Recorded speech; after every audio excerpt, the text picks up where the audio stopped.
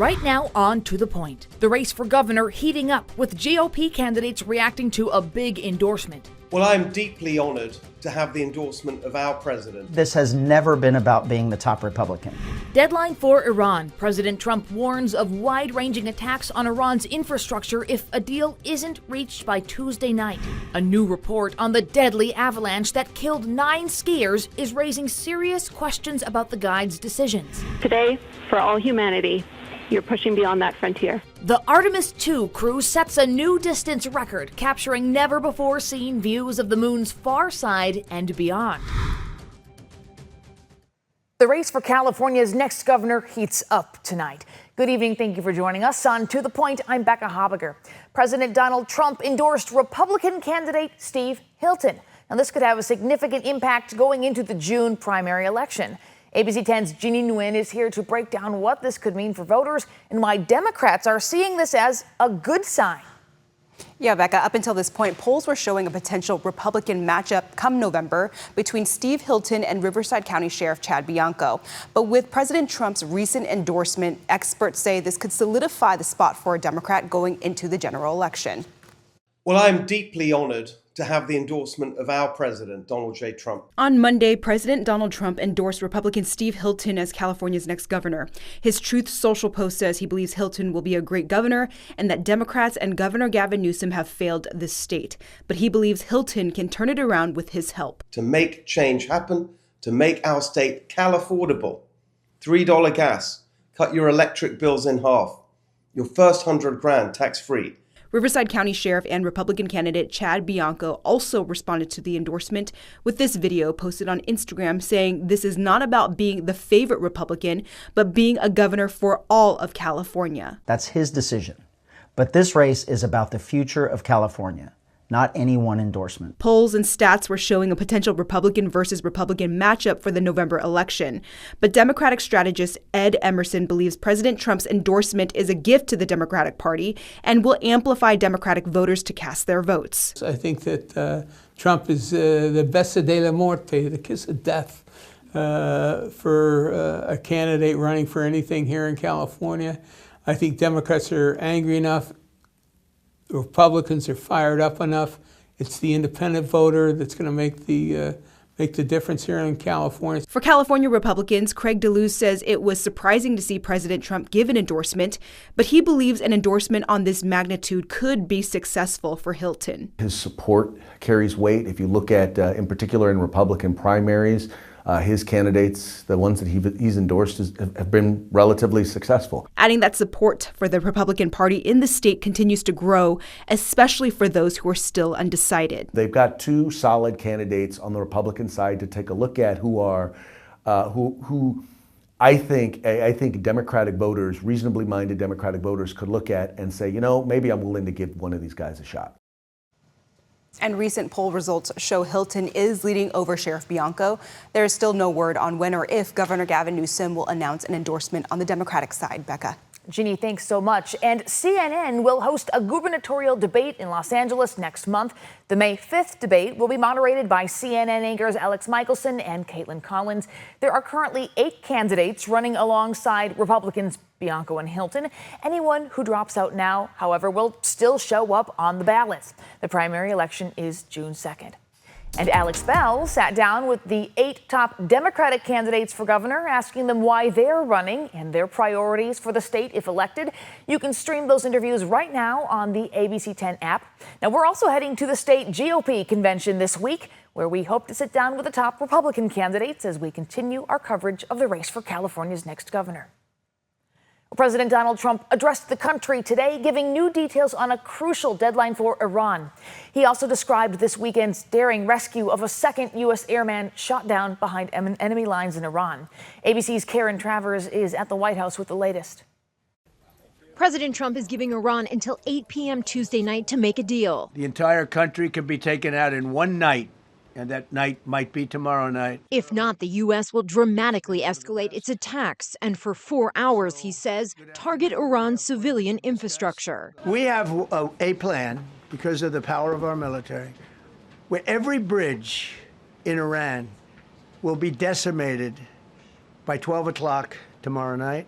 where every power plant in Iran will be out of business, burning, exploding, and never to be used again. Iran saying they would reciprocate any such attack. Some say the U.S. targeting this infrastructure could be viewed as a potential war crime. You know the war crime?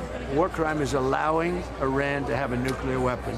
Analysts say the rules of engagement vary. Got to consider whether this is dual use infrastructure.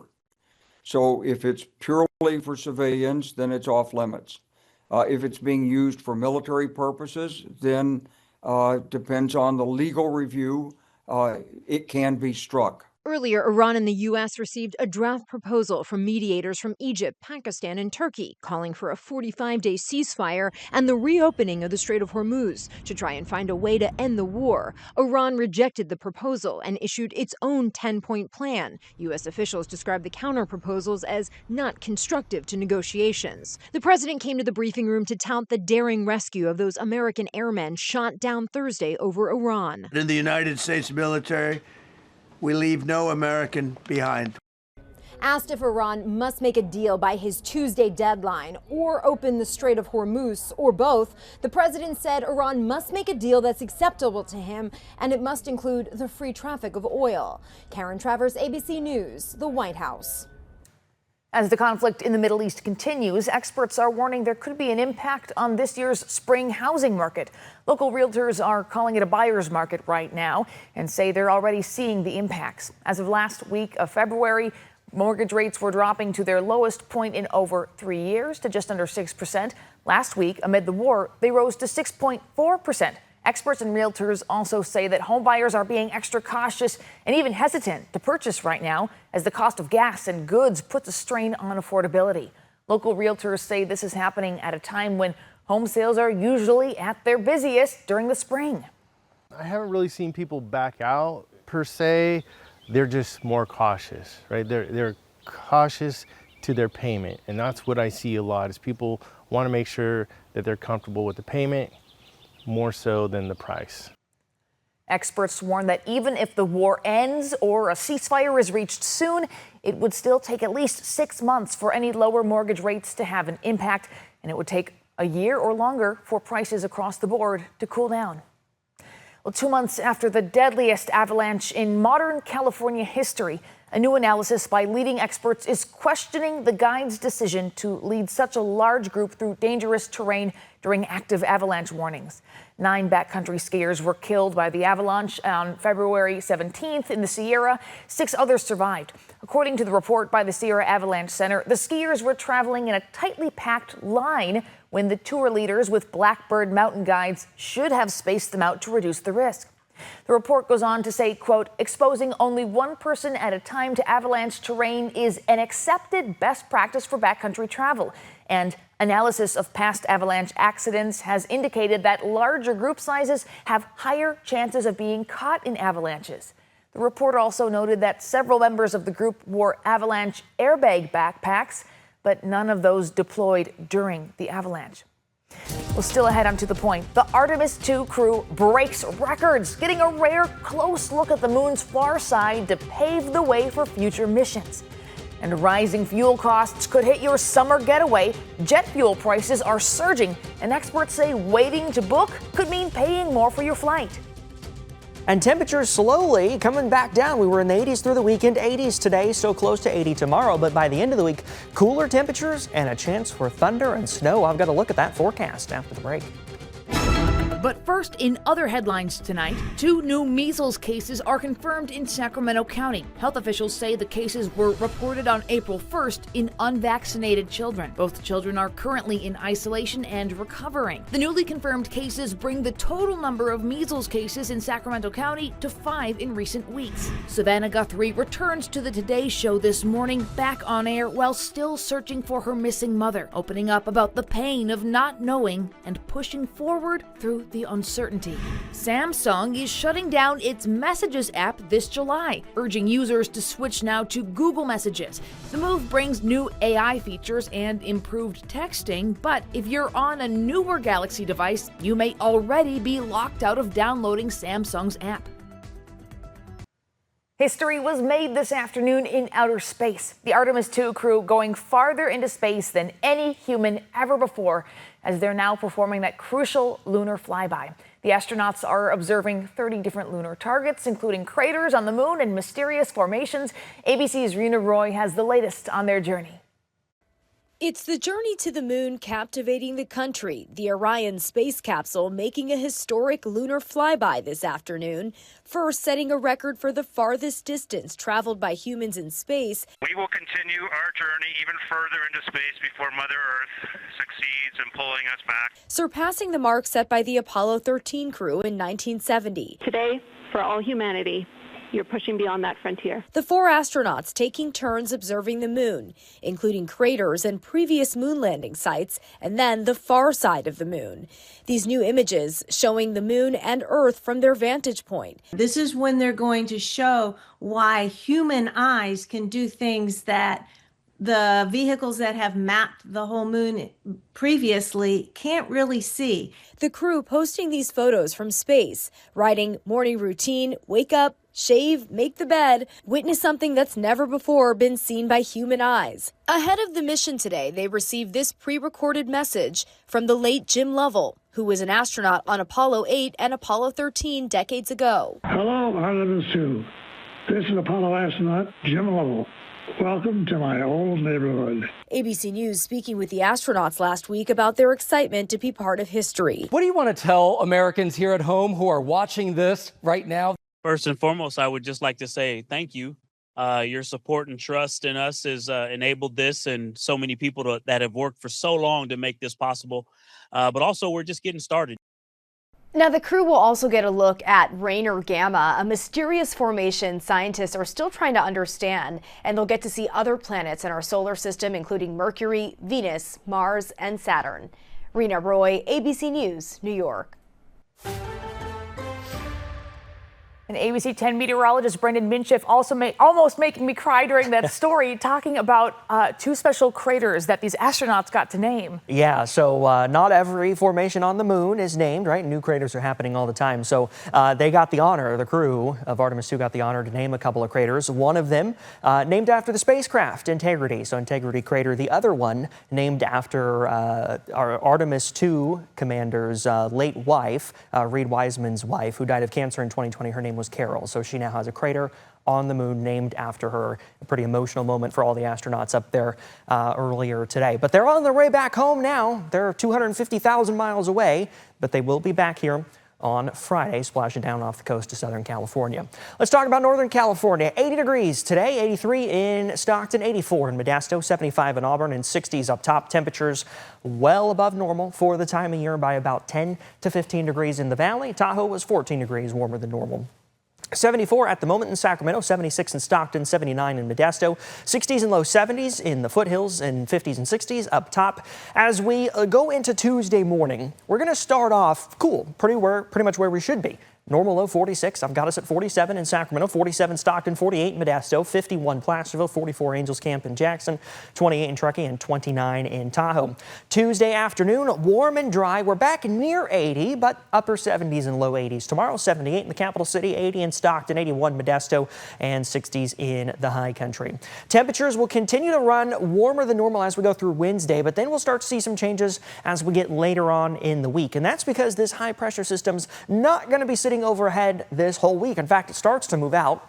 System number 1 will start to push in on Thursday, looking at some thunderstorms in the far northern part of the state as we get to the capital region. I think we're probably dry on Thursday, but it's going to get reinforced with another system dropping it down from the Pacific Northwest. This is going to be a colder system, going to have some more moisture with it, so we could be looking at additional thunderstorms in the valley Friday and Saturday, some colder air coming in Saturday and Sunday, and that could mean some snow in the high elevations. And even as we run into the middle of April here, we continue to see an unsettled weather pattern, so high pressure doesn't immediately build back in. We'll continue to watch how the forecast develops, but weather impact alert for the valley and foothills Friday and Saturday. Showers and thunderstorms. Be weather aware. Snow, yes, But the question is how much? Initially, doesn't seem like that much necessarily with very high snow levels, but as you can see between the two main models here, there's quite a bit of difference, less than a foot on the American model and over 2 feet on the European model. So we'll continue to work on that snow forecast, but definitely looking at a chance of thunderstorms across the valley and foothills by the time we get to Friday. Becca. Thanks, Brendan. Well, still ahead, the war abroad is hitting your wallet here at home. Gas prices surged to multi-year highs, with California nearing $6 a gallon and no quick relief in sight. With fuel prices rising, experts warn about the cost of summer travel, what you need to know before you book your flight.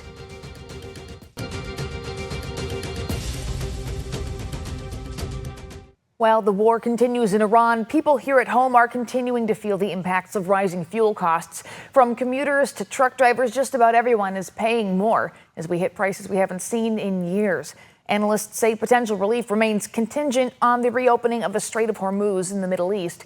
Here in California, we're approaching nearly $6 a gallon on average for regular, according to Gas Buddy, and paying nearly $1 more a gallon compared to just a month ago. High diesel prices are especially painful for truck drivers. Today in San Francisco, those diesel prices surpassed the $8 per gallon mark, making it the first city in the nation to pass that threshold. Even with possible drastic change, experts believe we would still see gas prices elevated for the early part of summer. And travel experts are warning people to book summer trips now because ticket prices are likely to go up soon. And that's due in part, of course, to those rising fuel costs. Reporter Jen Sullivan has advice for summer travelers and ways you can still save. Jet fuel prices are soaring, and summer travelers are being warned to brace for higher ticket prices. If you are traveling this summer and you need to book a flight, book it immediately. Going.com travel expert Katie Nastro says the sooner you book your trip, the more likely you'll get a good deal, especially now. That's because the war with Iran has caused a global disruption in oil production. Maritime traffic through the Strait of Hormuz has effectively halted. As of Monday, the average price of regular gas in the U.S. was $4.12 per gallon.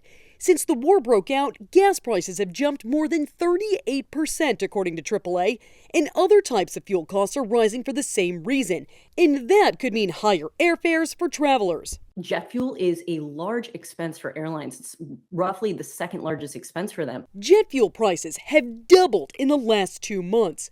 Fuel represents 20 to 30% of their overall costs, according to airlines' financial reports. And Nastro says it's risky for airlines to drastically increase prices. If demand completely bottoms out, then they're going to have to soften their prices. Here's a tip if you're looking to travel this fall. Nastro says if you book a main economy ticket now and prices drop later, most airlines will allow you to rebook at a lower cost. The difference will be used as a credit towards future travel with that airline. Coming up, a look at what we're working on for tomorrow, a debate at the state capitol over early parole for sex offenders. Well, coming up tomorrow on To The Point, cracking down on the early release of violent sex offenders in California. We'll follow the hearing for a bill that would raise the elderly parole eligibility age from 50 to 75 for people convicted of certain sexual offenses and make those convicted of serious sexual crimes totally ineligible for elderly parole. Now, we've been following this issue for months, taking you inside the discussion at the Capitol. Various legislators have introduced various bills. I will be at that Assembly Committee hearing tomorrow morning, bringing you the latest on this particular bill.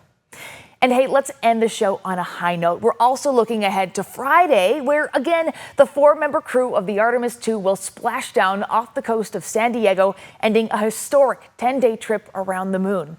Today, the crew reached the farthest point into outer space any human being has ever traveled, and that's something we can all celebrate. Well, thank you so much for watching and inviting us into your home.